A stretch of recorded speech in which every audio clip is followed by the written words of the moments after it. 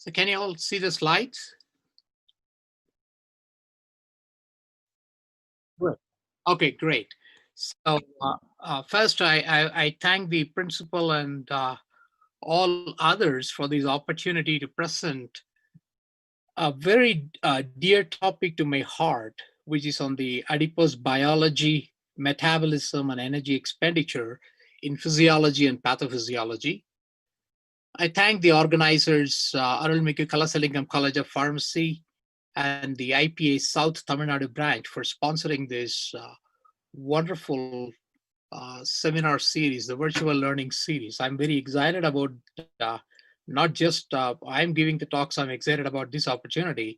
And I have been seeing the other topics that have been very well covered in this program. So it's very exciting. And I thank this opportunity. And then I would like to move forward with my talk. So today's talk would be a little bit different from what you all would have heard or would have had previously. I'm not going to talk about hardcore research data from my laboratory. The reason is that I organize my talk in such a way that I want our young scientists and future entrepreneurs in the school of in your pharmacy college to get excited about this topic and then come up with several new drug discovery ideas and also expand the adipose biology. But on the other hand, I'm also going to give some kind of a basic cell biology for adipose tissues and then talk in favor of adipose tissues being one of the targets for drugs in the future for treating metabolic diseases. So having said that, I set the lecture outline talking about health and disease, and then move on to the metabolic disease, and then set the prime for obesity, introduce adipose tissue, talk about white, brown, and beige tissue. And beige tissue is something that my laboratory has been working for quite some time now. A lot of research has been done. Beige is nothing but it's not a very big secret. It is nothing but the brown tissue in white. The white tissue gets converted into brown, and we are going to talk about some of the basic mechanisms and the so on and so forth, the transcription factors that regulate adipogenesis, which is the process by which the adipose tissues get matured into functional adipocytes, and then how the adipose tissue differentiation and transdifferentiation are regulated in the body. So this is very important to understand how a simple differentiation and transdifferentiation would set the process of obesity or to treat obesity. And then I'm going to define some of the adipokines and their functions, then move into the meat of another big matter on the peroxisome proliferator activated receptors, which are transcription factors that not only regulate the adipogenesis, but are also important for the adipose tissue differentiations and transdifferentiation mechanisms. And finally, go into the couple of slides about the current drugs that are both approved and investigational strategies that are available so far. So having set the lecture outlines, what I'm going to do is that I'm going to provide the lecture in a very simple fashion. And I would request the audience to hold on to their questions until the end of the talk so that we'll be able to have a very good discussion in a time-constrained manner as well. So health and disease. So health is a state of complete physical, mental, and social well-being. We all know that the whole world is turmoiled by the state of health right now. So we have COVID, and we are all worried about this invisible enemy. And this affects the health and causes a big disease or a pandemic. So how do you define a disease? A disease is any disturbance or an anomaly in the normal functioning of the body. A disease possibly has a specific cause, and it also provides certain identifiable and accountable symptoms.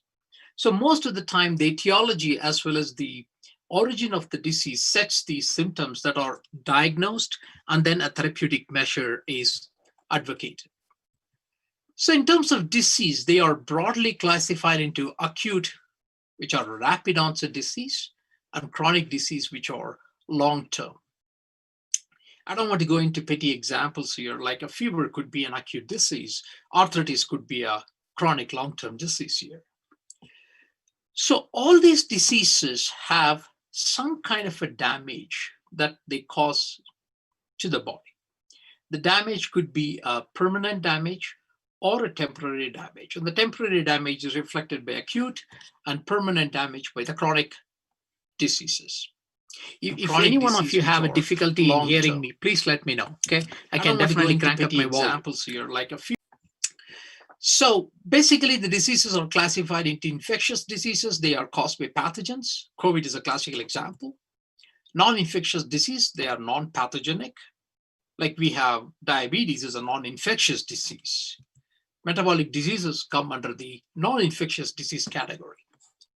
Genetic diseases are mainly comprised of the gene abnormalities. So today we are not going to talk about genetic diseases, although diabetes and obesities do have a base or a larger component of genetic abnormalities as well. But on the whole, I want to focus my talk towards degenerative diseases. So what are degenerative diseases?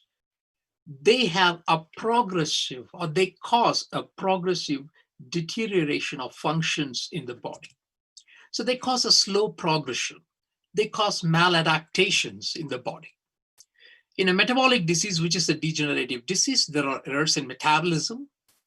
In a neurodegenerative disease, there is a progressive neuronal cell death leading to deterioration in the functions. So in my lab, this is the only slide I'm going to put as a relevance to my lab research. So in my lab, we focus on investigating the regulatory role of a protein called Transient Receptor Potential protein. And this superfamily of protein has 27 isoforms, and we work with 4 or 5 isoforms. And as I put it in the larger umbrella, the TRP channel proteins in metabolic and degenerative diseases, and we are focused on obesity, fatty liver disease, pain, and neurotransmission. You all might definitely come up with a question, how am I qualified to talk about obesity? This is where my lab research comes into play, and we are currently developing a drug product for obesity that induces the conversion of the energy storing white fat into brown fat. So I'm going to talk a little bit about these mechanisms, but I'm not going to talk about any hardcore data that we get from our lab. The second disease we are interested in is fatty liver disease. Third is pain. Fourth is neurotransmission. I'm not going to get into any of these compartments. I'm going to mainly talk about obesity and how adipose biology, the adipose tissue biology, culminates into a kind of an obesity degenerative disease, and how this could be targeted for a viable treatment or therapeutics. So in metabolic disease, we know that they can be anything associated with small molecules, carbohydrates, proteins, lipids, nucleic acids, or they can be affecting certain organs, lysosomes, mitochondria, peroxisome, or endoplasmic reticulum, or they can have the whole metabolism that lead to obesity, diabetes, dyslipidemia, vascular dysfunctions, and cardiovascular disease. But today's seminar is going to be on obesity, and I'm going to focus mainly on how the obesity is produced from an adipocytic dysfunction. So we all know that metabolic diseases, especially obesity, increases the risk of all other diseases like type 2 diabetes, dyslipidemia, hypertension, so on and so forth. The prevalence of the obesity in the United States has increased. And now if I have to tell you, in the whole world, 1 out of 3 adults has one or other form of metabolic diseases. 2/3 of the world population exhibits metabolic dysfunctions, especially obesity. and medical costs associated with obesity is $250 billion. It's a pretty good market here. So this is where I get excited. We have so many young pharmacists, PharmD, Master of Pharmacy, and again, people who have the entrepreneurial ideas. They all can definitely have their own pitch and have a part of this $250 billion market. So obesity not only presents a disease, but also presents an opportunity in the hand of new drug development and new assay development. So what is obesity? So anything, BMI, the body mass index, 30 or greater than 30 is defined as obesity. We know that. I provided a small table below here, how we classify the BMI and then how we classify those BMI to the classes of obesity. So we think that 18.5 to 24.9 is normal weight. And now people are talking about even these numbers can have pre-obesity or pre-diabetic. We all overlap among these. So this BMI is simply calculated if we know a person's weight and if we know a person's height, then we can just divide the weight by height in meter square of the height to get the BMI. So this can be done, and I would recommend every one of us to get it done at home. And once we are in any of these numbers here, I'm talking about 24.9 and higher, we should do a lot of exercise and dieting, okay, and avoid such kind of nice donuts, okay. So anyway, what causes obesity? This is a phenomenal question. So whenever we have our energy intake and energy expenditure, there is an optimal balance between these two. So when the energy intake increases, when we take more food, this balance is disturbed. So there is an imbalance leading to excess of energy intake, and there is reduced energy expenditure that causes obesity. It's so simple. Obesity is not caused by a virus or anything. It's caused just by increased energy intake and decreased energy expenditure. So why do we worry about this increased energy intake and energy expenditure? Because everything that happens in terms of metabolic control happens in certain forms of tissues in the body. And one of the major tissue that regulates this is the adipose tissue. So what is an adipocyte or what is an adipose tissue? An adipose tissue is a specialized connective tissue, and it mainly functions, the simplest function of the adipose tissue is to store the fat in the form of triglycerides. So if you take a section of adipose tissue and view it under the microscope, what you will find is either you find a large ball of fat accumulated in white adipose tissue, or several small spherical balls of fat accumulated in the brown adipose tissue. So what happens is that they all contain triglycerides, and triglyceride, as you know, is a simple combination of glycerol and free fatty acids. So the adipocytes perform two important functions. I'm going to just break the iceberg now. One function is that adipose tissues produce fat. So they process the lipogenesis. Number two, they break down fat so they can promote a process called lipolysis. So what is lipogenesis? Lipogenesis is nothing but combining the free fatty acids with the glycerol, and lipolysis is breakdown of these. So the free fatty acids that is released or that after lipolysis is usually metabolized within the mitochondria, and the process is called the beta oxidation process, the fatty acid oxidation process. And this fatty acid oxidation leads to burning up of this fat to produce heat. That's what the predominant function of brown adipose tissue. So I'm going to go through that repeatedly a couple of times. So adipose tissues, they are broadly classified into two types. A white adipose tissue, I abbreviate it as a VAT. So whenever I use the term VAT, it means white adipose tissue. And brown adipose tissue is BAT. So this BAT doesn't have any relevance to cricket. It doesn't have any relevance to the bat. Okay. I'm talking about the bad that could cause a viral disease. So don't worry about it. So an inducible, apart from these two kinds of adipose tissues, there is an inducible program that leads to the browning of fat, which means the white fat will get converted into a brown-like phenotype. And this brown-like phenotype is called the beige adipocytes. So remember this, white fat, brown fat naturally exist. And there is a pool of white fat, the fat, that has the propensity or the capability to get converted into a beige or a brown-like phenotype.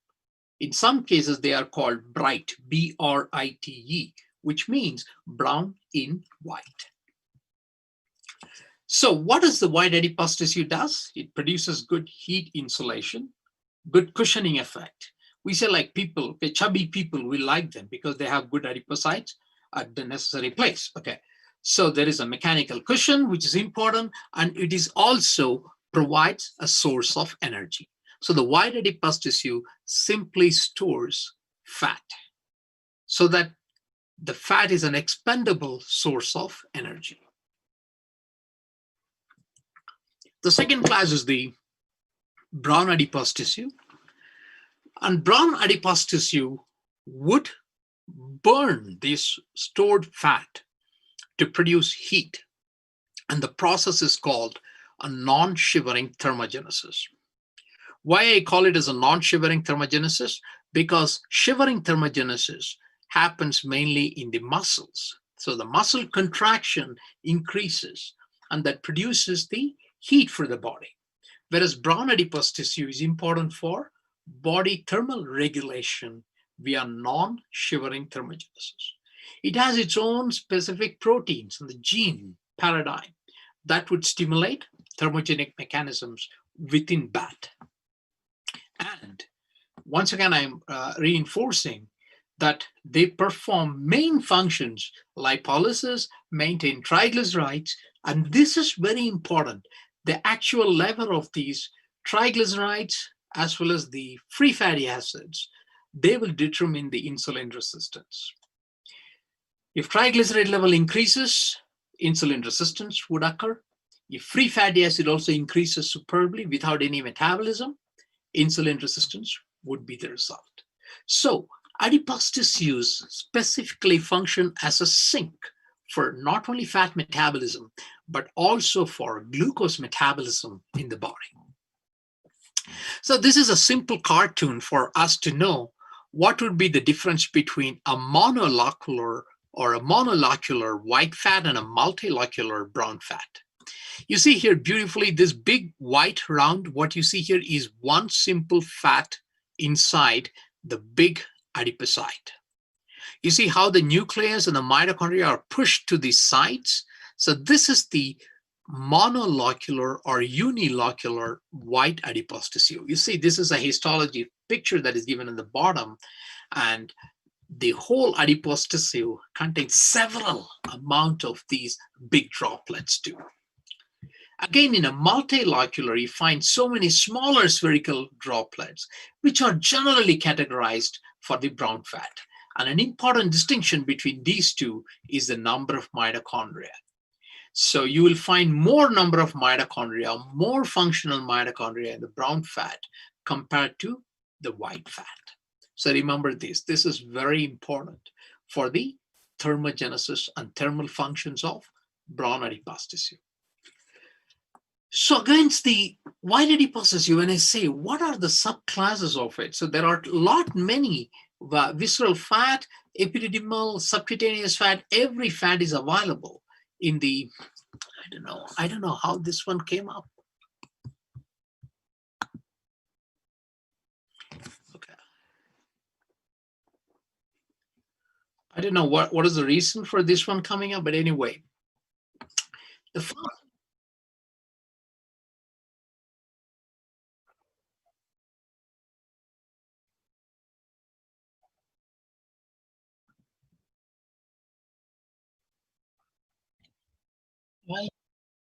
Wait a second, let me see.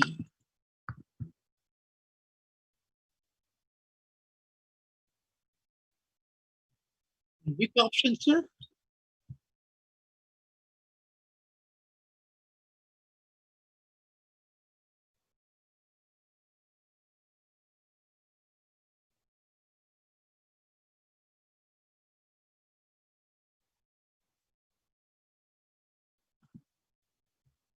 I don't see that on my screen, so. Hey, Baski, on top of your screen, right, Yeah, there's a view option button. Just okay. move your icon to the top. Yeah, there is a view. View options, and that annotate, there's a function. If you disable that, it should go off.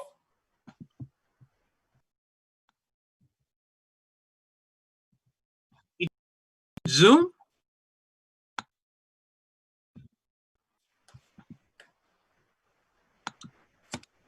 Maybe I don't find it on my Mac.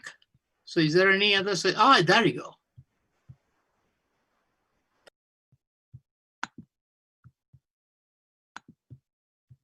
Oops. Sorry for this hiccup. I see annotate. So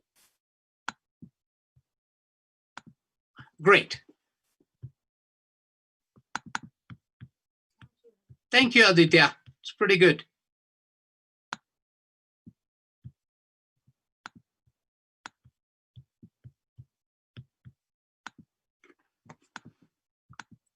Can you all hear me back?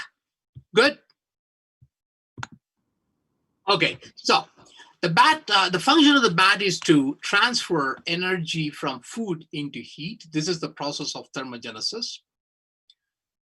And as I also mentioned before, BAT is essential for the classical non-shivering thermogenesis that happens in the body, which is the proper thermogenesis by food or proper thermogenesis by burning of the fat into heat.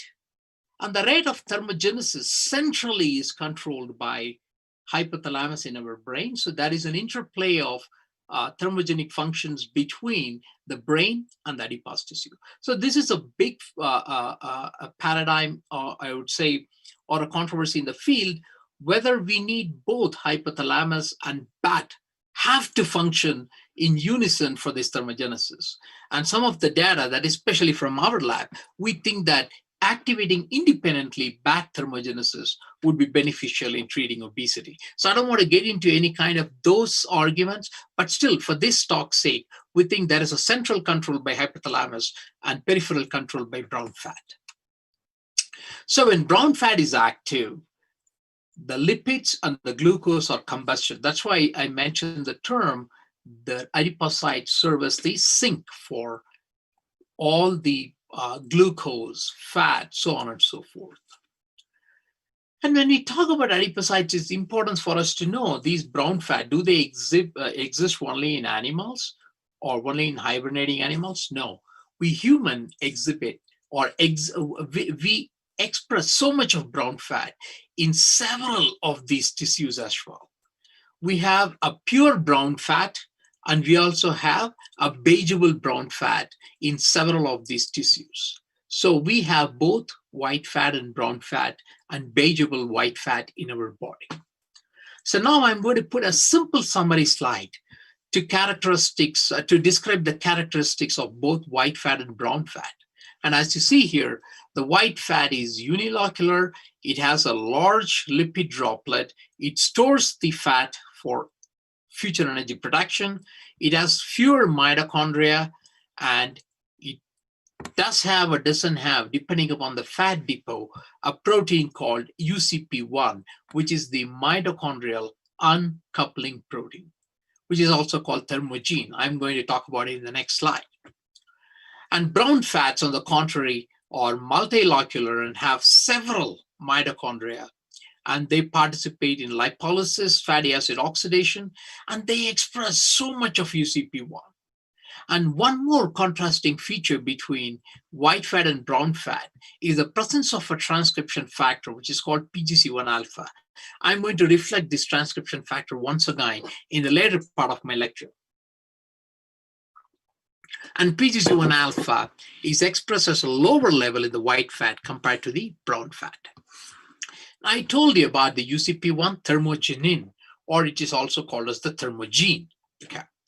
The mitochondrial uncoupling UCP1 is very important for the conductance of the inner mitochondrial membrane. So when mitochondria produces ATP, it is used for producing, means utilization for energy. Now, when UCP is active, it does not let mitochondria to produce ATP. Instead of producing ATP, it uses the energy to burn into heat. That is how the brown fat thermogenesis works. So when UCP1 is overexpressed, they decrease the mitochondrial membrane potential, as a result of which the brown fat would use the energy substrate to produce heat instead of ATP. Under normal conditions, when fatty acid oxidation is decreased, more of this fat plays a role in generating more ATP and energy, and that excess energy is stored in the white fat. Whereas when you activate UCP1, which is expressed more in the brown fat, you will produce a lot of heat. This process is called thermogenesis. So when you talk about all the adipocytes, I want to talk a little bit about the progenitors of these adipose tissues. What are progenitors? These are the stellate cells or the somatic cells from which all these adipocytes originate. So all these progenitors, when you say, they have to have either a myogenic MIF-5 lineage or the absence of this lineage. So the brown fats are pure MIF-5 expressing cell lineage originators. Whereas the white fat, they predominantly originate from non-MIF-5 lineages. But there are variations here, which I will explain to you momentarily. But a subpopulation of these white fat, especially I talk about the subcutaneous white fat here as a subpopulation, or some part of the epididymal white fat, some portion, not all of them, can be derived from the MIF-5 positive lineage. So brown fat is pure MIF-5, white fat is a mixture of MIF-5 lineage and non-lineage cells. Since this heterogeneity is very important, because the MIF-5 lineage positive white cells are capable of becoming brown cells. So this is a wonderful opportunity for several drug molecules to target and induce the conversion of this white fat into a brown-like phenotype. I'm going to talk a little bit in detail very soon. Can you all see this cartoon? This was published in Nature in 2014. It's an excellent paper that talks about the MIF-5 negative and MIF-5 positive mesenchymal precursor cells. So this is what I told about these adipocyte precursors or the stellate cells. And these cells mature into either a VAT adipocyte precursor or a BAT adipocyte precursor.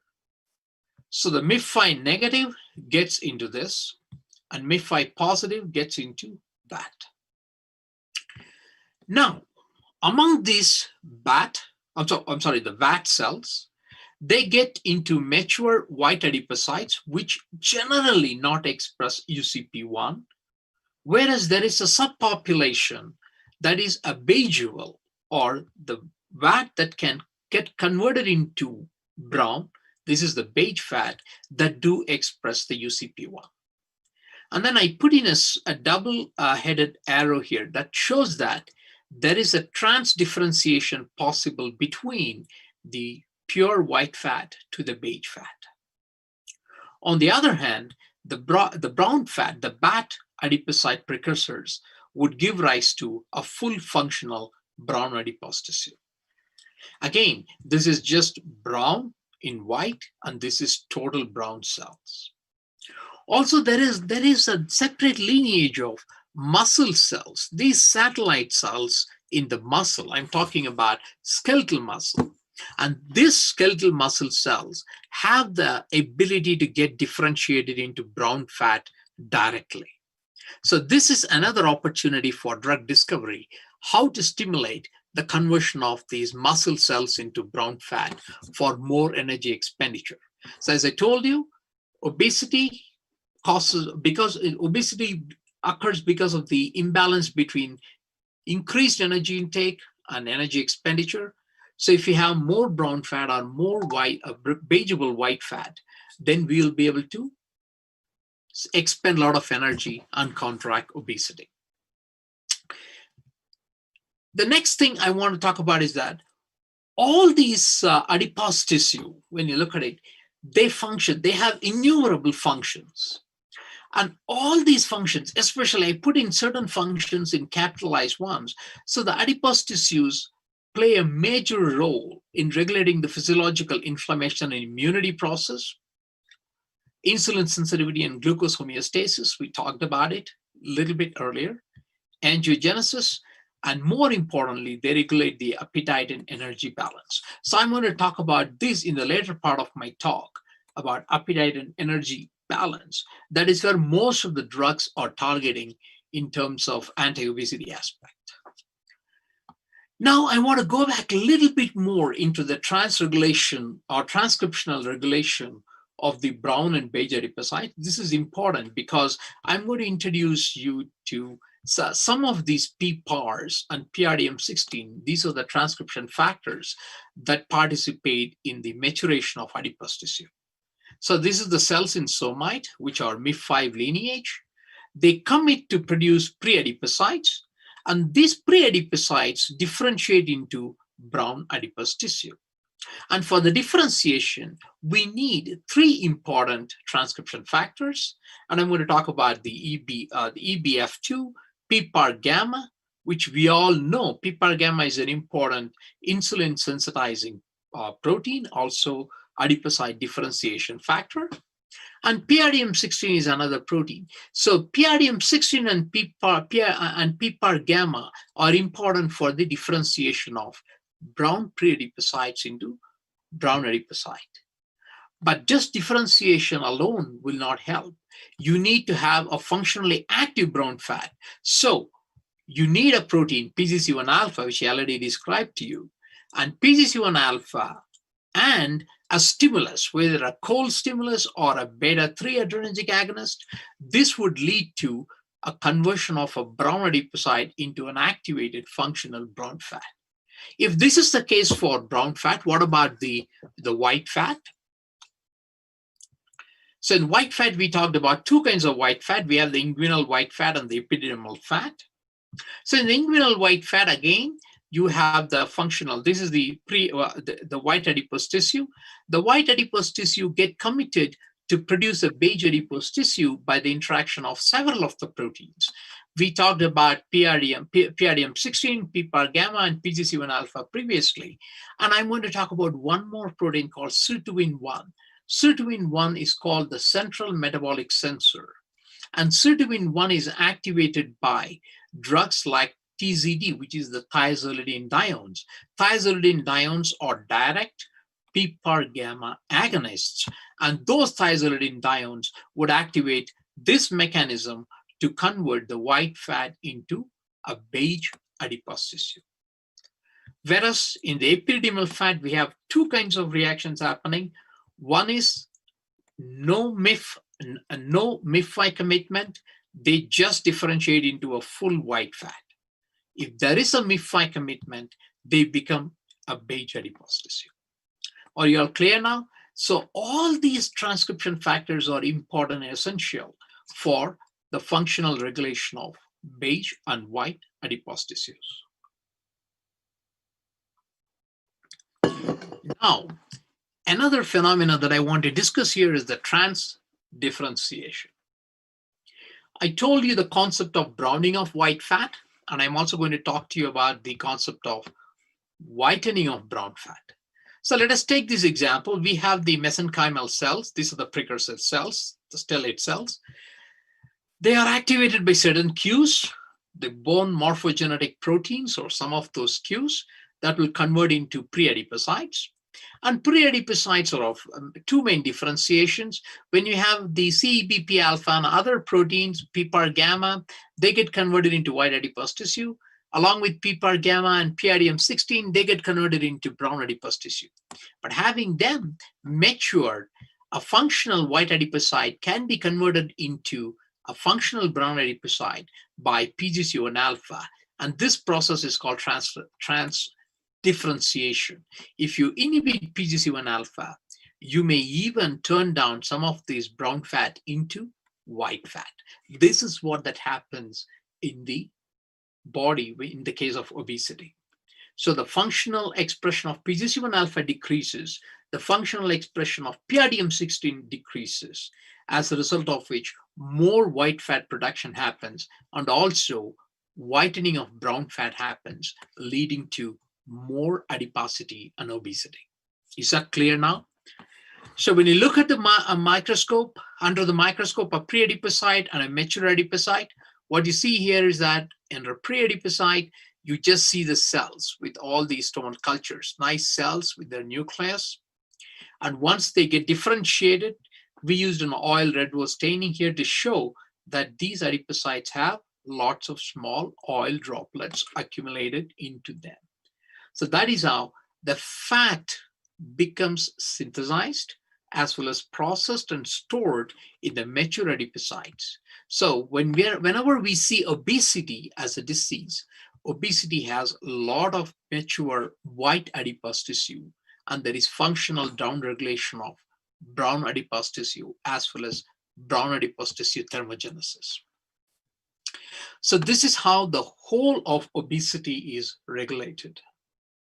And again, when you talk about brown adipose or white adipose tissue, all these adipose tissues are important because they secrete so many adipokines. I don't want to go into the individual adipokines because that's going to be an endless talk then for us. So I'm going to talk mainly about few of those that are important for the function of the adipose tissue. So as I told you, adipose tissue performs two important functions. Lipogenesis, it synthesizes by the esterification of triglycerides. So as you see here, glycerol and fatty acids combine, lipogenesis happens, they produce triglycerides. This is called lipogenesis, and triglycerides are broken back into fatty acids and glycerol by lipolysis. In a proper functioning adipocyte, this free fatty acid is sent to the mitochondria via transport proteins. Okay, I don't want to get into the kinds of proteins here. Once the fatty acids go into the mitochondria, because of UCP1, the fatty acid gets burnt and to produce heat, as a result of which thermogenesis happens. But if there is a dysregulation of lipolysis, then there is more triglycerides, more obesity, more insulin resistance. So this is the simplest pathology example here. So what happens when the free fatty acid levels in plasma increases? We all know that there is insulin resistance. Hepatic glucose production is suppressed, as a result of which there is more fat synthesis in the liver, and also it impairs the insulin-stimulated glucose uptake in the cells, in the muscles especially. So there is going to be impaired glucose metabolism and glucose handling.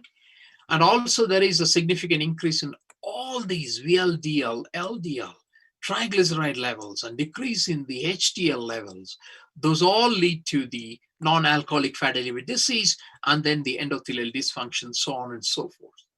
So just an increase in free fatty acids, a profound increase in free fatty acids, leads to all these things. That's why whenever we take a diet, we look for the metabolizable fatty acids or free fatty acid levels in the diets as well.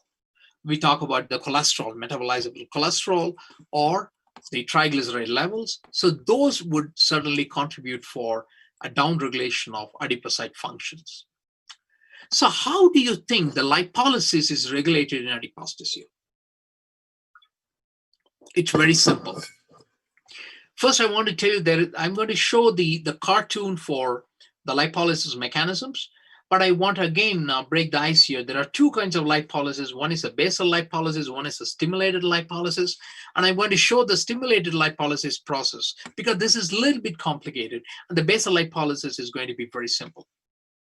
So whenever you activate the adrenergic receptor, specifically the beta adrenergic receptor, simply by noradrenaline or adrenaline, or you may have a specific beta-3 adrenergic receptor agonist. When those are activating, they are expressed on the nerve terminals. When these are activated, this leads to the production of adenylyl cyclase. And adenylyl cyclase is the product that enzyme that is going to produce the cyclic AMP. And cyclic AMP production leads to pKa, which is the protein kinase A activity. And protein kinase A will further phosphorylate HSL, which is nothing but hormone-sensitive lipase. This is called hormone-sensitive lipase because there are several hormones that would regulate this lipase. And also another protein called perilipin, which is expressed on the membrane of the adipose tissue. So this phosphorylation leads to lipolysis.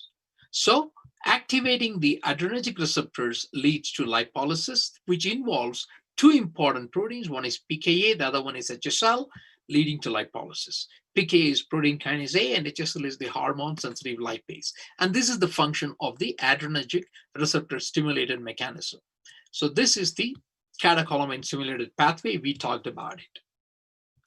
And once it produces, when it causes lipolysis, as it is shown here, the triglyceride is broken down into the diglycerides and then monoglycerides, and everything will releases a fatty acids. So leading to 3 fatty acids and 1 glycerol molecule.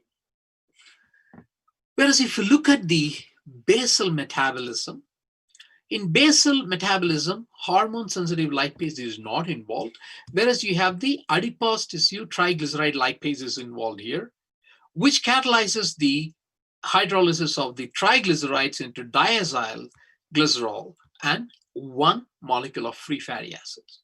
So this is just a partial hydrolysis product.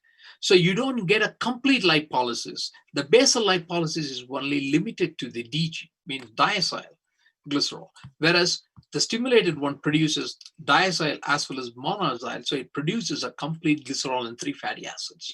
So you need these two to act in synchrony in physiology. But what happens in pathology, you don't have these HSL properly, so the lipolysis gets downregulated. pKa is downregulated, so lipolysis doesn't happen. So there is more triglyceride accumulation in the adipose tissue.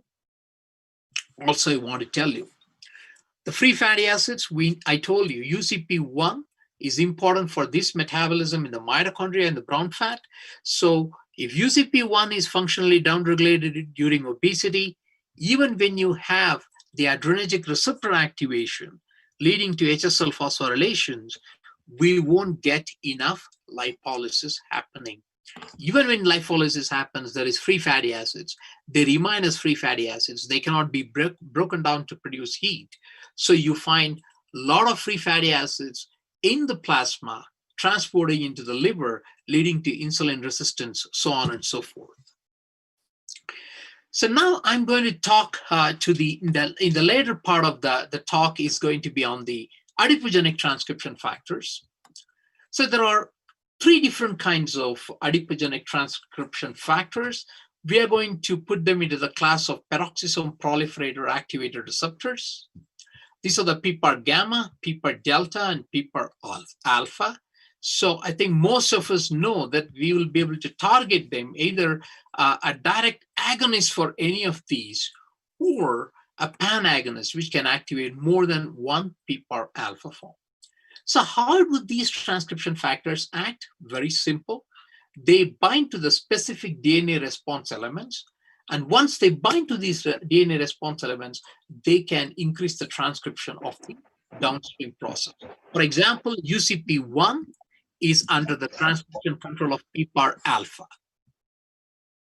Now let us talk quickly about PPAR gamma, which is a primary regulator of adipocyte differentiation. It plays a very key role in glucose and lipid homeostasis and production. And PPAR gamma agonists, this is one of the common side effects of them, is that thiazolidinediones, when they were used, they are PPAR gamma agonists, and they would also stimulate adipogenesis and more fat accumulation as a side effect. Initially, they are considered as a beautiful insulin sensitizers, and later on, they produce the toxicity of a rebound adipogenesis. There are 3 splice variants of PPAR gamma, 1, 2, and 3. And I don't want to go too much into those details, but let us talk about the transcriptional activity. Phosphorylation of the PPAR gamma 2 represses its transcriptional activity. So a post-translational modification has a profound effect on all these transcriptional factors. Summylation and ubiquitination. The summylation and ubiquitination increase the transcription activity, whereas the polyubiquitination of PPAR gamma leads to its degradation and inactivity. PPAR gamma in bat. This is where we did a lot of work, and other labs have also done some phenomenal work here, is that PPAR gamma is important for BAT, or brown adipocyte development and function. It involves in the beiging phenomena, and the co-activation of PPAR gamma is essential. As I told you, I just showed you in the previous cartoon that you need to activate and deacetylate PPAR gamma and PRDM16. Both of these proteins should be activated and made to interact with each other so that the browning of that process can happen. And PPAR gamma activation in these brown adipose tissue improves insulin sensitivity. So we published a lot of papers and also others demonstrating that PPAR gamma and PRDM16 deacetylation and interaction is important for browning. PPAR delta, which is also called PPAR beta, it performs a major function in energy homeostasis. And PPAR delta is increased during the early brown and white adipogenesis. And it works along with PGC1 alpha, which is the PPAR gamma co-activator 1 alpha. It enhances the brown adipose tissue metabolism. And PPAR delta also plays a major role in the liver in stimulating the fatty acid oxidation mechanisms. And then I'm going to talk a little bit about PPAR alpha, which regulates the fatty acid oxidation. And I told you PPAR alpha is tightly regulating the transcription of UCP1. And PPAR alpha, when it is knocked out totally in mice, the mice are good to develop, but they show or they exhibit adipocyte hypertrophy. Hypertrophy means the adipocytes become big in size and there is more fat accumulation, so on and so forth. And PPAR alpha agonists are very good dyslipidemic agents. So we know that all these fibrates, fenofibrates, clofibrate, everything, all these fibrates are very good drugs of choice which are available in the market for treating dyslipidemia. So the whole is simple summary slide. So we have the fibrates, thiazolidinediones, and fatty acids that have profound pan activation activity in all these 3 transcription factors.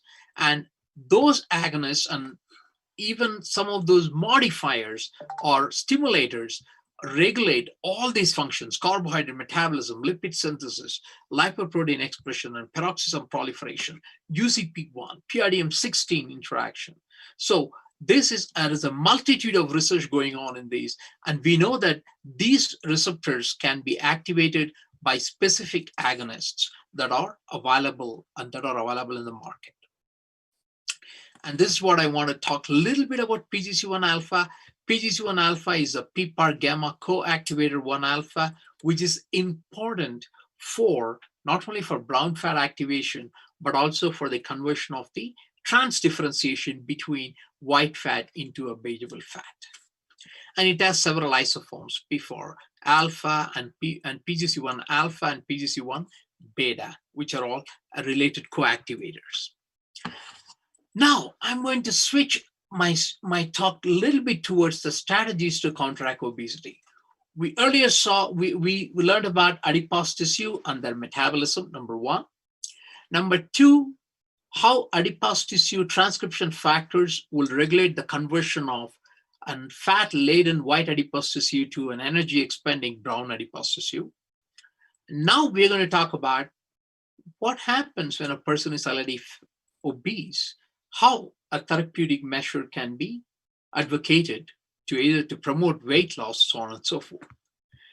Although this table is a little bit cumbersome, just I wanted to pay attention to only one thing. This is the basal overweight, obese BMI I have given. So under all these BMIs, a physical activity, diet, and a behavioral therapy should work in promoting weight loss. So Diet, physical activity, behavioral therapy would work in every BMI factor of obese individuals.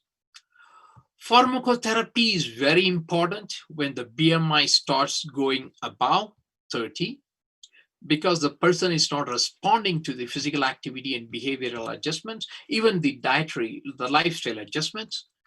And then the bariatric surgery is the only option when the BMI exceeds 35, because that causes a morbid obese phenomena, which needs to be, the accumulated fat has to be removed, or the bariatric surgery would be to limit the food intake. So they do all these gastric bypass, etc., for limiting the food intake. So the cost associated with obesity is enormous. I don't want to put in a number for the whole world. So it's more than 100 billion each year within the United States. It's going to be close to 500 billion in the whole world, getting into the whole metabolic dysfunction as the picture. And consumers spend more than 33 billion annually on weight reduction products. This is very important. And of these weight reduction products, 90% of them are junk, because they are not going to give any long-term benefits. So physical activity, dietary modifications, changing the lifestyle are the fundamental aspects for weight loss. So what are the strategies? I talked about reducing food intake, which is going to be very difficult. That too, in this unprecedented time of COVID, people are, I think I was talking to one of my friends yesterday, and he said, before COVID, I was doing a lot of sports. And what do you do during COVID? I do a lot of cooking. So that shows that there is more kind of a food intake, because more love for food, a lot of free time. So reducing food intake, and then the blocking the nutrition or nutrient absorption. There are several classes of drugs that act in this class. Increasing thermogenesis. This is a rapidly evolving phase in terms of drug discovery. And then modulating the fat metabolism and storage. There are a couple of drugs that are targeted in this phenomena, especially when you look at the fat metabolism. We are talking about the PPAR alpha agonists, etc., can help in this process. And modulating the central regulation of body weight. So bone morphogenetic protein 8B is a protein that affects the central thermogenic regulations in the hypothalamus, as well as in the periphery in the brown fat. So diet, exercise, and metabolism are the fundamental processes for weight loss. So what do you mean by a calorie intake and expenditure? That's very important, isn't it? I just gave you that you're going to take less food. What do you mean by less food, or what do you mean by less calories? So for every gram of fat, we have 9 calories. Alcohol, which is fundamentally, everybody loves alcohol, 7 calories per gram. Carbohydrates, 4 calories per gram. Protein, 4 calories per gram.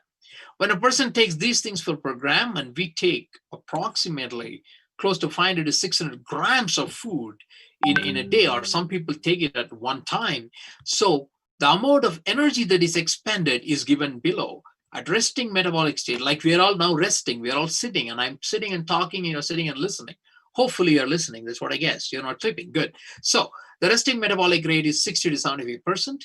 Thermogenic effect, just by eating, we spend 10% of the energy.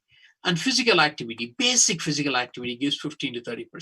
So this is the one that is very important. So basic physical activity, if you can increase and reduce the food intake, obesity will vanish.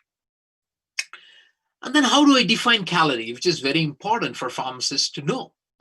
That calorie is nothing but a simple measure of the heat energy.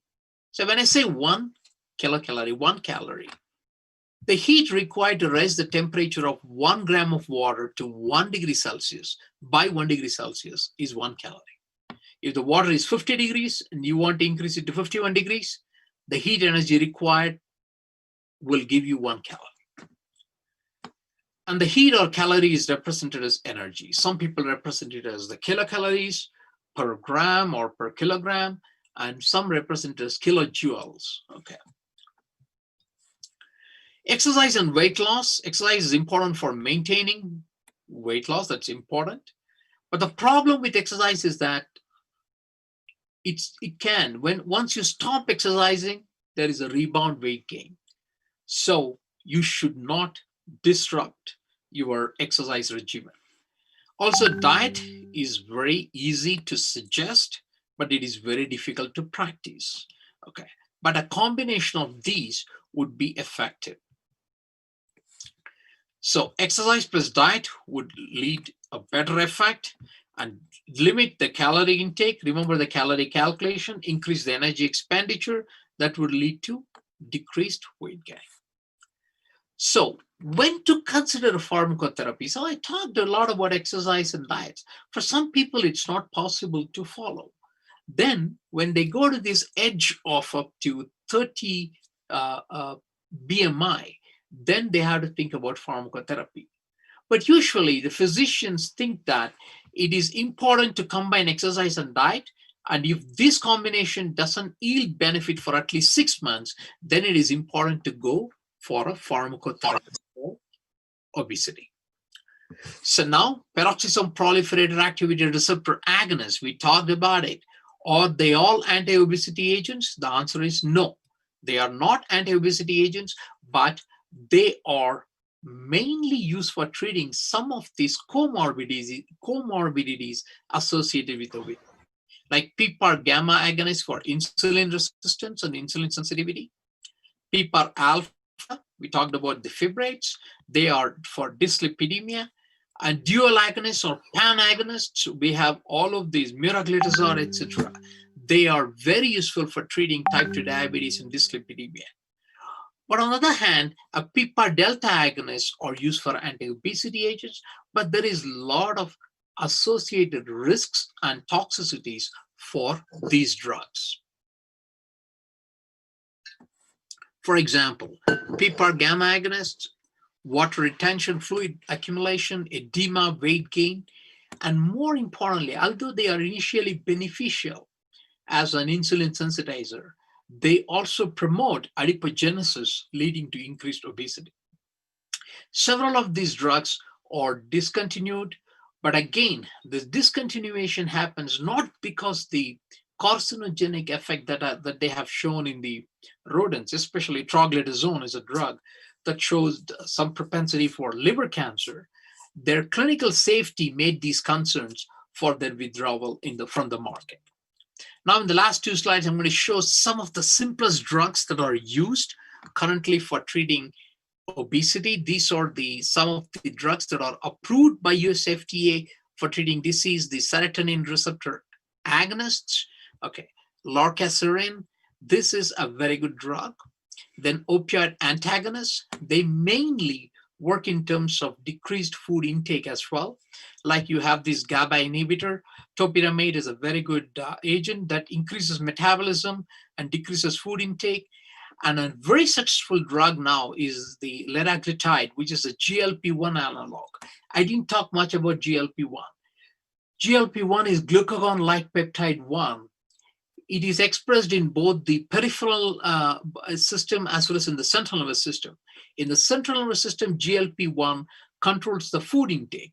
As we know that ghrelin, leptin play a role in regulating the food intake, and GLP-1 in the brain is important to suppress the food intake activity. In the sense, when we get hungry, when there is ghrelin, we get hungry, we start eating, there is a leptin ghrelin mechanism happening, and when the fullness happens, you need GLP-1 bind to its receptor in the brain to suppress the eating so that we stop eating. What happens during obesity is that when there is decreased GLP-1 in the brain, the suppression to the eating or heating decreases. So there is no satiety, so people tend to overeat. And liraglutide is a very good drug that's available as an injection, but it has lots of toxicities and contraindications. And Saxenda is perfect, but it has to be taken under strict medical supervision. And then in this table, I've shown several of these drugs are under investigation now. Leptin analogs, the amylin analogs, GABA inhibitors, Wi-Fi receptors. These are the neuropeptides, agonists and antagonists. The Y2, Y4 receptor agonists, they regulate the food intake. They decrease the intake and increase the metabolism. So they are good anti-obesity agents. And Y5 receptor antagonists are also used as anti-obesity agents. Then GLP receptor agonists are used profoundly, and ghrelin, this is anti-ghrelin vaccine, so that the raise an interest for taking food is also suppressed in obese people, so that they take very less food, and that would lead to decrease in body weight. So I have now given, I'm now towards the verge of completing my lecture, and we talked about the adipocytes and what are its functions, how the transcriptional regulation of adipocytes happen for the white adipocytes, brown adipocytes, and how the white can be converted into a brown-like phenotype or beiging. And then we talked about how the PPARs, what kind of functions they do in transcriptionally regulating the important factors in the body, like UCP1 and PPAR alpha, and how they contribute for insulin resistance or insulin sensitivity, fatty acid oxidation, so on and so forth. And then we talked about the energy and metabolism, and how this energy metabolism helps in perfect maintenance of body weight or promote loss of body weight to maintain a healthy lifestyle. And then some of the pharmacotherapy that are currently available. And we are trying to add another new drug to this list, so that we will be able to enter into this market competition, as well as show that browning of white fat would be a good therapeutic option for treating obesity. And having this said, thank you very much for your attention, and I'll be very happy to take your questions. And thank you. I'm going to stop sharing. Thank you. Screen now.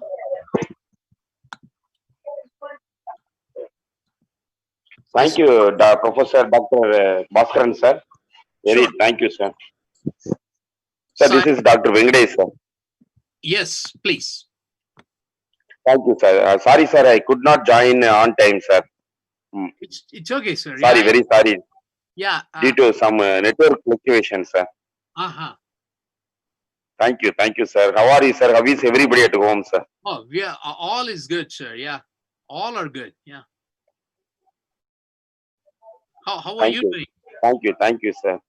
Actually, you are belonging from Chennai, no, sir? Yeah. You're native of Chennai, no? Tamil Nadu. Trichy, and I did my Bachelor of Pharmacy in Chennai. So. Oh, very good, sir. I did. Very good, sir. Very good. Then I moved to Varanasi for my M.Pharm, and then I went to Austria for Ph.D. Very good, sir. Very good. And I would I've just opened it for questions. So if the students have any questions. Sir, we had a wonderful presentation, sir. Excellent. And any questions, don't hesitate to ask, please. Yeah, sure.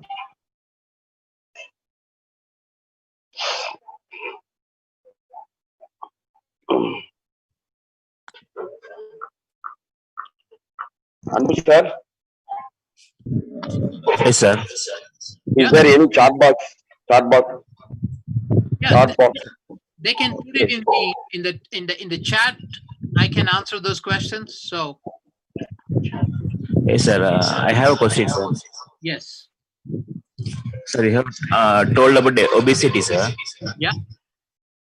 Sir, what is the role of heredity in the obesity, sir? Because a lot of people are obese in hereditary nature. The whole family is obese. So during that time, what is the role of enzymes or proteins, sir? Yeah, it's a wonderful question. So this is where it gets very iffy in terms of the hereditary models, because of the hormone-induced problems. You know, like we talked about the models of leptin, ghrelin. I'm talking about the OBOB mice or DBDB mice. Those are classical examples for the genetic aspects of the obesity. So when it becomes hereditary, this is still a hormonal imbalance leading to obesity. So the kind of drugs, okay, before I go to the pharmacotherapy, the kind of food intake and the exercise would definitely be able to help those people reduce their body weight to a certain extent. But again, we can easily do gene mapping or we can easily study a specific gene profile, and then we'll be able to identify what kind of genetic reason the person has for an obesity. I know this is an expensive process. Now, talking about the pharmacotherapies, the physicians and I strongly believe that targeting the browning of white fat, that's very important, would definitely be helpful even in case of the hereditary linked obese people. And we know that we have to do a lot of these research and showing this efficacy. And all these drugs, even liraglutide, we talked about Saxenda, they have not been tried in any of the genetic obese models. They are mainly tried in morbidly obese people.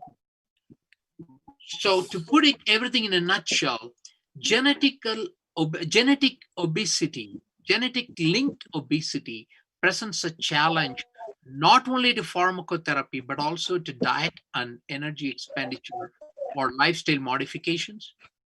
But targeting one or more of the pathways following a gene profiling would be able to certainly help. I know it's an expensive process, but several companies and insurance has started the discussions, so it should eventually percolate and get to all the public. Thank you, sir. Sure. Sir, you have told that the regulation of lipolysis Yes. is going to be increase that insulin sensitivity, as well as the reduction of fat metabolism, sir. So Yes. currently, any research work is going on with regulation of lipolysis, sir? Yes, yes. Okay, I want to just reiterate and clarify a little bit here. Lipolysis and lipogenesis happen under normal condition in physiology as well as pathophysiology. The problem with that, when there is a decreased lipolysis, the issue is with more triglycerides getting accumulated in the adipose tissue. This leads to the whitening of brown fat, and there is more adiposity and obesity. Whereas increasing lipolysis is possible through these adrenergic receptor mechanisms. I showed that pathway. You can activate the beta adrenergic receptors. So there is a class of drugs, the beta adrenergic receptor agonists, that are used mainly for triggering this lipolysis. And also subsequently, downstream, they also increase the UCP1, so the free fatty acid can be effectively burned to produce heat. So this work is done phenomenally. And there are other small issues associated with the beta-3 adrenergic receptor activation. So these needs to be addressed in terms of the safety. Otherwise, we do already have a lot of drugs in that class to regulate lipolysis. Thank you, sir. Sure. Sir, in the body mass index, you have showed it is more than 25. Then we have to go for pharmacotherapy, like that you have told, sir. Yeah. But in case of obesity, like Indians, they are not too much weight, but there is a lot of storage of fats in their belly.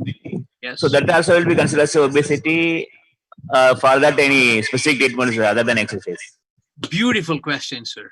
So we love these BMI, but the BMI is highly compensated by not just the body weight. You know, if I can tell this as a joke. A patient went to a physician and said, my body weight is not the problem, but my height is a problem. That's why I have the high BMI. For my normal body weight, I have to be 8 feet and 6 inches tall. Can you give me a tonic so I can grow that height? So to put it in a nutshell, BMI is not the only way. The way is to measure is the waist circumference. This is what people or the patients suggest. So if the waist circumference is above certain level, then the person could be classified as obese.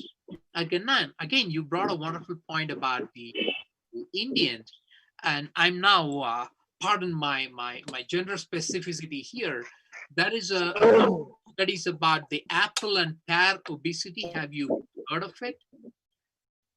For a male, it's usually mostly an apple obesity, like we call it as beer belly. Am I correct? So people drink beer and they gain weight, and they put a lot of tummy fat. Whereas there are people who have the pear-like shape, so their bottom part is pretty heavy. So the waist circumference and the hip circumference both have to be measured, and then we have to put it in a particular calculation to define obesity there. So BMI is universally accepted, but it is not the only criteria. The physicians pay attention to the waist as well as the hip circumference to typify the apple and pear obesity. And there is benefit. People claim that the pear obesity is more in terms of benefit compared to apple, but I don't want to enter into such kind of argument. But generally, this is the consensus. So you should do both the waist, hip circumference, and the BMI. But for pharmacotherapy, the standard is that anyone who is over 30 BMI initially does exercise and dieting for 6 months.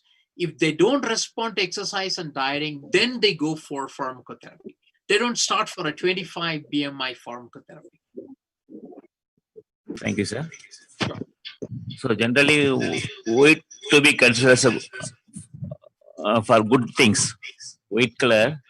Yes. But according to the situation, is weight to be considered as a bad thing, sir. You're right, sir. Absolutely, I would tell you. So white is not always good. Oh, thank you, sir. I like it. Thank you. Sir, I have a question in this. Yes. The thing is, Indians, we are consuming more carbohydrate food, sir. Mm-hmm. But when you are going for weight loss, they are giving for like there are some Herbalife, some product are there. They are giving only protein, and they ask to cut down the carbohydrates. So consumption of excess proteins will have any influence in lipolysis process? Wonderful question, sir. So I have to tell you, a dietary protein affecting lipolysis, I don't know a direct effect on this. But your dietary proteins, when they are there, your body is pushed into a kind of a gluconeogenesis for its immediate source of energy. So the stored carbohydrates and fat would just get depleted. That is what the whole idea of a proteinaceous diet, or in case of sometimes the ketogenic diets. So protein consumed in food directly having lipolysis, they may help because of the burning of basal fat, but they may not have a direct implication. That's what I think. Okay. And exactly, I do not know whether more protein would lead to more lipolysis. It's not a direct stoichiometry that is very well known. Thank you, sir. So there is a question in the chat box regarding detoxification of body. Okay. No, that was the question. How to detoxify body? Like that. Yeah, it was asked by Miss Priya. How to detoxify the body? That's Yes. wonderful. So there are so many ways to do that. Okay, so like I have to use some of the words here. Like we use several of the thermogenic compounds in our traditional Indian, especially South Indian cookings. So we use licorice, we use ginger. We use the dried ginger. So those are nice thermogenic compounds that are also good detoxifiers. So detoxification, if one has to do, the best idea would be to stop eating a lot of saturated fat. That's number one. And then start consuming plenty of fluids and then healthy proteins and fruits. This would definitely detoxify. But detoxification alone, would it help in decreasing body weight? I would doubt that. Maybe there can be some cases in which detoxification may help. But detoxification will have an effect on the gastrointestinal microbes. So the microbe modification would lead to a better metabolism and energy expenditure. So for detoxification, there are so many ways you can do, but simplest way is follow our traditional herbs that we use in our food. Thank you, sir. So you have told that anti-obesity treatment having lot of value, like it is more than 100 billion market value. So if we see lot of drugs which is used to regulate the lipids, they have a lot of contraindication and a lot of side effects. Like bioglutamate or rosiglitazone also has been banned from the market. Mhm. And the other drugs also, they're having some influence on the cardiac functions, those things we have seen. So what is your opinion on pharmacotherapy of anti-obesity drugs? Good. So the best way is that we should use the natural mechanisms that are existing in the body and tweaking them. That's why if you look at the table that I shared with you on the investigational new drugs, GLP-1 analogs, there is a lot of effort on them because GLP-1, the glucagon-like peptide 1, is a pretty good molecule that is endogenously produced. And this is peripherally, it's a wonderful insulin sensitizer. And GLP-1 receptors are expressed even on the adipose tissue, so it also improves the adipocyte functions. So GLP-1 is a very possible target. The second thing, as I told you, there are a lot of studies that are available, like blueberry extracts, and then gooseberry extracts, and then some of the studies that we published, the pure molecule of chili pepper, capsaicin, they all have the ability to convert naturally the white fat into brown-like phenotype. So those are the very good targets or possible targets in the future for the pharmacotherapy, rather than inhibiting or the transcription factors or activating the transcription factors. That's why when I put these slides on transcription factors, I made it clear that they are useful for treating some of the comorbidities, but they are not going to be a direct therapy for obesity. So again, to summarize it, GLP-1 analogs are perfect molecules. BMP8B, the bone morphogenetic protein, which directly stimulates the hypothalamic thermogenesis control and back thermogenesis control, and then the browning of white adipose tissue. These are some viable mechanisms that are the natural way to treat obesity with less side effects. Thank you, sir. Sure. So in the weight gaining, there is a role of stress. Some transmitter, chemotransmitter have influenced our body weight, sir. Yes. So any research is going on that also, sir. Like how that stress is influencing that lipolysis process. Yes. So the simplest process, when a person is stressed, the person does three things. The person's activity decreases, number one. The person takes a kind of a pleasure by eating more food. And number three, the person psychologically downregulates the metabolic processes. So all these three are important facets in contributing to more weight gain. Also, studies have been done to show that stress, those who are under stress or depression, resort to a kind of a high-fat food eating behavior. So that also culminates into obesity. So stress has a profound factor for those who have. So this is, I wanted to, in the last slides, I just went a little bit quicker in terms of the GABA antagonists, etc. So those are very good in terms of maintaining a proper psychological balance, and they will have a profound effect in energy metabolism.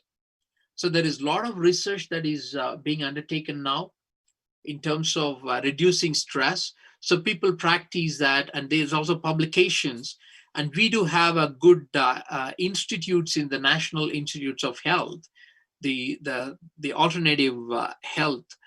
We talk about yoga and meditation to keep stress levels low, so several metabolic diseases, at least the effects could be minimized. So this is a very well known field. The other thing is, when a person is obese, that also makes the person psychologically more complex, and the person pushes and tend to have a kind of inferiority complex, so on and so forth. So that's going to be a vicious cycle in promoting more obesity. Thank you, sir. Sure. And one final question, sir. That may look irrelevant. Uh-huh. That may look irrelevant, sir. So nowadays we have seen a lot of liposuction surgeries as a cosmetic purpose. Mhm. So what is your opinion on that, sir? Like, there was a final option, or the pharmacotherapy will be better, sir? Sir, it depends on the person. And if you're going to talk about a movie actress, liposuction is one of the best way for them to, because affordability is pretty high for them. And liposuction would provide a temporary benefit. But liposuction is not going to provide a long-term benefit, because there is going to be a rebound effect eventually. Unless we are ready to have a lifestyle modification following a liposuction, then it's going to produce a long-term effect. The best strategy for treating obesity is eat less, exercise more, have more physical activity, eat healthy food. If there is a plate full of maybe delicious Indian sweets and a plate full of fruits, the choice is ours to take what not. So that would decide. You talked about pharmacotherapy. As I told you, the physicians have a clear-cut approach here. They would not take a drug in their hands first, because the drugs are not safe. They do have extremely high toxicities. For example, Saxenda is significantly contraindicated in people who have type 1 diabetes, or people who have a kind of a neoplasm. So for those people, Saxenda, the GLP-1 analog, is highly contraindicated. So the physicians use these drugs only when exercise or the dietary modifications do not yield benefit. So to reiterate again, liposuction is a very good option, but it is very expensive, but tend to have a rebound weight gain. And liposuction is something that you remove the fat and you don't let the good fat do the good work for us. So when by liposuction, we even remove some of the good fat in the body, so that may have a bad repercussion at a later time. And liposuction is expensive, but it is doable. It all depends on the financial situations. So I cannot talk for or against it. So if it is for a Hollywood actress, liposuction is much easier. But when you talk about a common person, the best way is to take a good, healthy diet and do a lot of exercise. Thank you, sir. Final question. Sir, you are doing a wonderful research.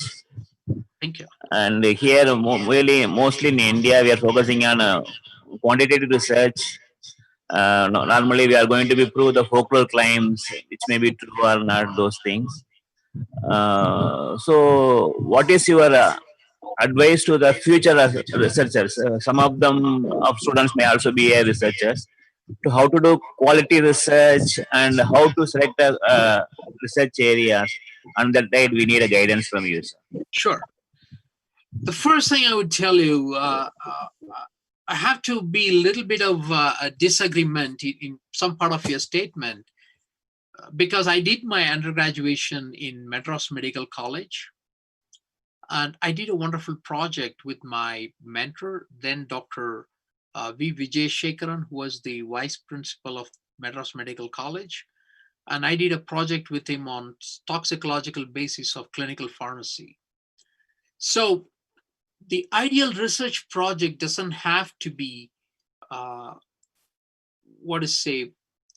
you don't have to have a great facility to start with. So you should have a good idea. So this is what the reason I took this adipose biology as a lecture today. Instead, I would have just showed the data that we got in the lab. That's not going to be a big enterprise for the students. Now the students know there are several questions that are left unanswered, so they have to prepare themselves for having a proper research question, number one. And then the number two is funding opportunities. So this is where the pharmacy, I would always say, I'm very proud to be a pharmacist and a pharmacy background person, because we now take any project into a translational niche in no time, which is going to be very difficult for people who have done pure biology, molecular biology, cell biology, or whatever the branch of science. Pharmacy gives you this upper edge in terms of taking a basic science project into an applied science. So that is where the entrepreneurship happens. So if you have a good idea, and if you are able to have a product, so now most of the pharma companies and some of the pharmacy institutions in India are looking at the repurposed drugs. I'm not asking a student to go to a natural product. That's what we always do. We cling to a natural product. We do an aqueous extract or a non-aqueous extract or an alcoholic extract and try to do it in a simple pharmacology. Instead of doing it, try to purify a compound with the existing facility, even semi-purified, and show a basic biological activity and establish proof of concept. And the third thing is that throughout the world, especially in the United States, I can definitely talk in favor of everyone who has the excellent idea and also willingness to work hard. There are beautiful places here. Once they have some kind of a lucrative idea, they could put that into a kind of a document and then contact people here for their either with the postdoc studies or even doctoral studies. Do not get clinged into the basics and use a kind of a simple pathway for your project.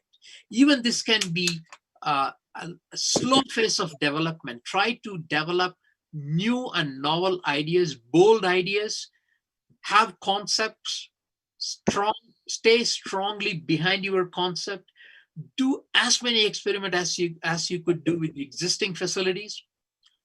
And we are here. For example, I can tell this to the faculty as well as students of Arulmigu Kalasalingam College of Pharmacy, that we in our school, in my lab, we always look for good students who have commitment to do good research. So if they come up with their own questions, if they are welcome to discuss, okay? We'd be able to set up a maybe a kind of a disclosure agreement, or if they want a confidentiality disclosure agreement, we can set it up and then we can discuss those ideas. So be bold, think out of the box, don't get to your, the routine way of simplifying the project. Don't do Me Too projects, read a lot of books, develop ideas. If anyone, I vouch this to Arulmigu Kalasalingam College of Pharmacy faculty and students. If you are stuck with any research article that you need, you don't have access to, do not hesitate to send it to me. So you can find me on easily on my website. You can write to me, and within 12 hours, I would be able to send that to you. So this is what the basic suggestion I would give. And I'm also willing to talk on behalf of our university, because we do a lot of memorandum of understanding between institutions abroad for faculty and student exchange programs. So we'd be able to have some projects and some funds available for doing those as well. So try to utilize those opportunities as well. First of all, don't feel shy. Next, come out, think out of the box. Do research boldly, ask questions. Okay. I hope I answered some part of your question, sir. Thank you, sir. Thank you very much, sir. Thank you, sir. Thank you, sir. Really, we. Yes, sir. I'm sorry, I couldn't hear you. Yeah. Can you hear, sir? Can you hear? Yeah, I can hear you. Yeah. Really very proud to have with an eminent personality, sir. I Thank hope this interaction will motivate the student and encourage them in active learning in forthcoming days, sir. Yes. On behalf of our management of Arulmigu Kalasalingam College of Pharmacy, hereby I express my wholehearted thanks to you and your management for giving such a informative, excellent, uh, elaborated presentation and explanation, sir. Thank you. In future also, let's have a good collaboration for the development of our students' careers, sir. Definitely. So this is something I would like to reiterate what he said. So I thank you and the management for this opportunity, and also the sponsorship from IPA for this, the South TN Tamil Nadu branch. So the other thing I also want to little bit talk about is that if there is any good student who would like to apply for either a PhD or postdoc, they shouldn't hesitate. Okay. If positions are not available in our lab, there are going to be a lot of opportunities within the school or within the university. So people should stop feeling shy and then start contacting us. Okay. So don't despair. If one doesn't respond, doesn't mean that the gates are closed. There are more opportunities for us to collaborate. And definitely when I visit India next time, I would definitely visit your facility, sir. Yes, sir. Yes, sir. Yes, sir. When let me know, sir. Please let me know whenever you would like to plan to Chennai, sir. Definitely. Yeah. I will invite you, sir. I will invite you. Yeah. Thank you. Thank you. Thank you. Take care, sir. Take care of your family. Thank Sorry, you. I have taken much of your time, sir. Not at all, sir. This is a pleasure. So uh, I don't Thank you, have sir. Thank you any so much. problem. Okay. Thank you so much. Thank you. And you all have a Thank good you. day. Take care, sir. Take care. I Okay. will never forget, sir. I will never forget your words. Sure. Thank you. Thank you, sir. Thank you so much. Bye, bye, bye, bye. Bye bye. Thank you, sir. Thank you very much.